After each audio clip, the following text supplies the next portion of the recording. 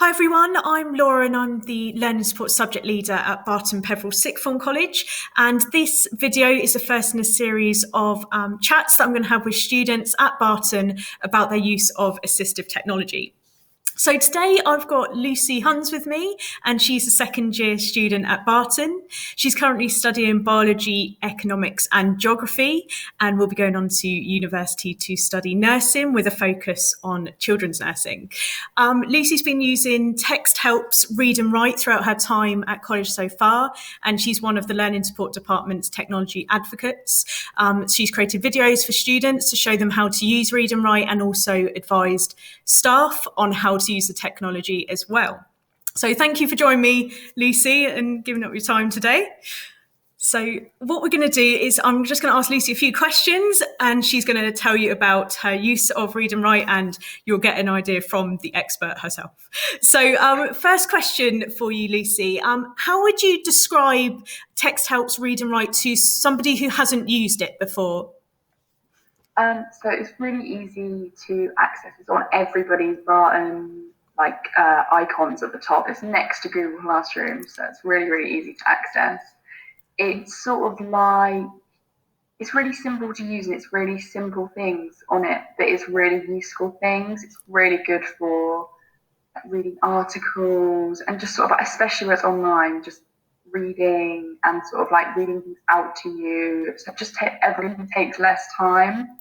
So it's like, it's really like the tools on it are really like simple things that you wouldn't necessarily thought of.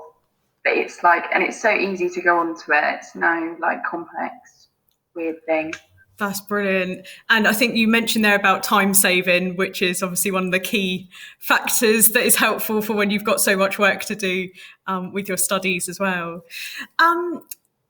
In terms of the tools, so you mentioned about there's a range of different tools that you can use. How has it made learning and revision more accessible for you? It's sort of like allowed me to sort of like access more articles, because like some of them are really long. I don't want to spend half an hour reading that, and then where it takes less time. And I would say, so I use it a lot for making geography case studies, because you can highlight things in different colours and it puts it all into a Word document for you, rather than me writing out a document that's going to take ages. It's just made it a lot quicker to revise, and then easier to revise, because you're not highlighting and going through and all of that, lots of effort. So it's just a lot easier. That's great. So making your study and revision easier, and again, that time element is a major factor. So that's brilliant. That's the highlighting tool, which is a great one, which we'll discuss later. What are some of your sort of favourite or key features on the Chrome extension for Read and Write? I'd say my personal favourite is the screen masking one, only because it sort of like highlights a bit of text you're reading at that point, and then like any adverts and stuff, you can't see them. But I also do like the highlighter tool. It's kind of between the two. I don't think I could decide between the two of them. Yeah, I like those two, but the highlighter one often wins out for me as well. And if you had to recommend just one feature of the toolbar to another student or someone else using it, which one would you recommend?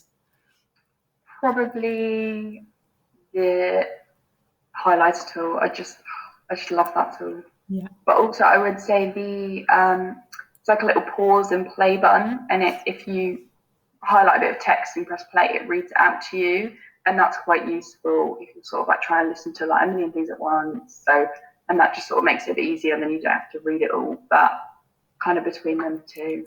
Yeah, that's brilliant. So the read aloud tool and the highlighter just giving you, you've mentioned about obviously saving you time, but also just making everything more accessible as well. So that's fantastic. Thank you so much, Lucy, for answering those questions.